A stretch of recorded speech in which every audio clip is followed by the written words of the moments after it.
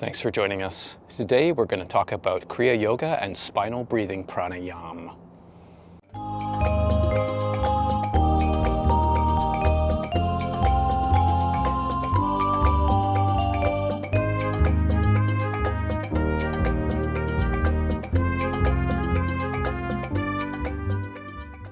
So spinal breathing pranayama is a particular type of practice that is used in some schools of Kriya Yoga and some other schools of yoga, including some schools of tantric yoga. And with the spinal breathing pranayama, it's very much like it sounds. It's using the mind and doing breathing as you trace the spinal nerve, if you will. So there are some Kriya Yoga schools that kind of get into a visualization with their Kriya, right? What we call Kriya Pranayama in the Prajna and Bhattacharya lineage of Kriya. And so these particular schools will kind of do a visualization through the spine, trying to feel in the spine and using some visualizations, some feeling sensations of sort of cold and warm, and moving that basically from the Muladhara chakra in the base of the spine all the way up to the Katasta between the eyebrows. And so that is one of the roots for some schools that use this spinal breathing pranayama practice within Kriya. And the idea with the spinal breathing pranayama is that it's trying to give you cues to try and get into the Sushumna nadi, right? So often in Kriya Yoga and other yogic schools, they talk about these different nadis that run throughout the body, right? The Sushumna nadi being the central core channel, if you will, that's very much connected with the Sahasrara chakra, the crown chakra, and sort of the descent of the divine energy coming into the body. So the Sushumna is the area that people are trying to get into, that internal perception, if you will. So in spinal breathing pranayama schools, often they believe that using this spinal breathing pranayama type of practice helps to cue you to get inside the spine, if you will. And certainly there are, some very famous Kriya Yoga schools that use this kind of practice. And so there have been some Kriya Yoga teachers that have denounced spinal breathing pranayama, saying that it is not Kriya and that it doesn't work and it's just a delusion, and that anyone who follows a spinal breathing pranayama practice is not doing the true Kriya Yoga. But is this actually correct? So when we think about, spinal breathing pranayama and trying to cue oneself to get into the sort of the spine, if you will, or the Sushumna, right? The idea is it leads to this inner perception of the Sushumna. Now, we know that Kriya Yoga is a very effective means for getting into Pratyahara, into internalization, right? And there are a few principles in Kriya Yoga that lead to this internalization, to this Pratyahara. And we know that when we've distilled some of the best practices in Kriya Yoga into heart rate variability resonance breathing, which is a sort of non-Kriya version of Kriya, there are a few things in Kriya Yoga, these best practices, that help to activate the parasympathetic nervous system to bring us into Pratyahara. One of them is slowing down the breath rate to 7 breaths per minute or less. And we know that that brings us into heart rate variability, right? So heart rate variability happens when you're inhaling and your heart rate is going up slightly.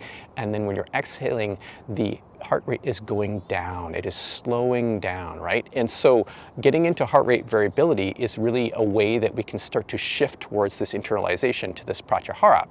So bringing the breath to that 7 breaths per minute threshold or less is really important to be able to get into a meditative state. The other thing about Kriya Yoga is that it uses a slow out breath, right? The slow out breath helps to stimulate the dorsal vagal complex, which is this parasympathetic nerve along the anterior part of the spine that when stimulated or when activated with a slow out breath sends a signal to the medulla oblongata in the brainstem to slow down the heart rate, right? So we bring the heart rate down, right, by this slow breath, especially when we elongate or slow the exhalation, right? That is a real hack into internalization, into Pratyahara. The other thing that Kriya Yoga does is they uses a process of Om Japa, right? So tuning into the different spinal centers, the different chakras, and then mentally chanting Om. And what that does is help to clear things out inside. You could think of it as helping to clear the subconscious mind from mental distractions, if you will. So when you're doing this slow breathing, right? When you're doing a slower exhalation and stimulating the dorsal vagal complex, slowing down the heart rate, and you're doing the Om Japa, what that leads then is to a very calm internalized state, right? And then into the Tranquil Breath, which is sometimes called the breathless state, right? Where the breath shallows out and then seems to disappear. And then one is drawn within into deeper states of meditation. Dharana, an internalized void. Dhyana, which is sort of a absorption in your inner experiences. And Samadhi, when you become one with those inner experiences. You have that divine experience. You become one with the divine. So Kriya Yoga has very effective principles to allow one to have those states unfold within, right? So the question is, does spinal breathing pranayama do the same thing? So the challenge, I think, with spinal breathing pranayama, and my experience of doing a Kriya Yoga school where there was a spinal breathing pranayama component to it, right? When you're doing spinal breathing pranayama, your attention needs to be continuous, if you will, going through that tube. Sometimes people visualize a tube and different currents in the tube, right? So it can become a bit of an exhausting visualization type process, right? Rather than just a very simple Kriya Pranayama that is taught as very effective, where you don't need visualization, right? So this continuous kind of attention within, trying to mentally get within the spine, is often a distraction for some folks. And I've spoken to many Kriya yogis, and they find it really hard, like they can't get into the spine, if you will, right? Because you don't need to get into the spine. You're not trying to will yourself to get into an inner perception. If anything, willing yourself to get into the spine is the opposite of what you want. What you want to do is to relax, to use those principles in Kriya Yoga that help to draw you within automatically, right? Just by doing the gentle Kriya Pranayama. And then you don't have to worry about visualizing where you are, trying to get into the Sushumna, trying to direct your attention in any particular way. It just unfolds naturally, right? So folks who are getting a bit sort of stressed or willful in a spinal breathing pranayama practice are often taking themselves away from internalization, right? We want to bring ourselves towards internalization, right? Another thing about some Kriya Yoga schools that use a spinal breathing pranayama practice is that they will often direct you to focus your attention at the point between the eyebrows, and then to look up at that point and trying to galvanize or focus one's attention to the point as they're doing the spinal breathing pranayama, called Shambhavi Mudra, right, which was taught by Lahiri Baba, but it becomes very strenuous, right? So people I've known who have gotten headaches created this excessive tension and actually draws them away from meditation. When one should be relaxing in meditation, one is focused and tensed in meditation with this kind of Shambhavi Mudra. And if you've seen the video that I did about Shambhavi Mudra a couple of years ago, really Shambhavi Mudra is not about focusing at one point, right? That's like a foveal vision, right? You focus on a pinpoint.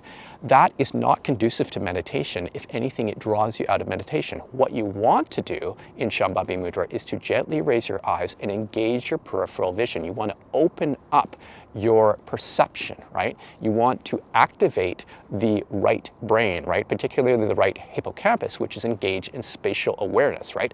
That will help you to get into a meditative state. So if you're focusing your attention here, and sometimes people go cross-eyed with that, and they're doing this spinal breathing pranayama, trying to focus on the spine, it's taking them away from an internal experience, right? So you want to just raise your eyes, you want to engage your peripheral vision, let your vision to go soft, your gaze to go soft as you have closed eyes, right? And to relax, right? And then to do your Kriya Pranayama. So I'm not saying that spinal breathing pranayama is completely ineffective, but for it to be effective, it needs to embody those principles from Kriya Yoga.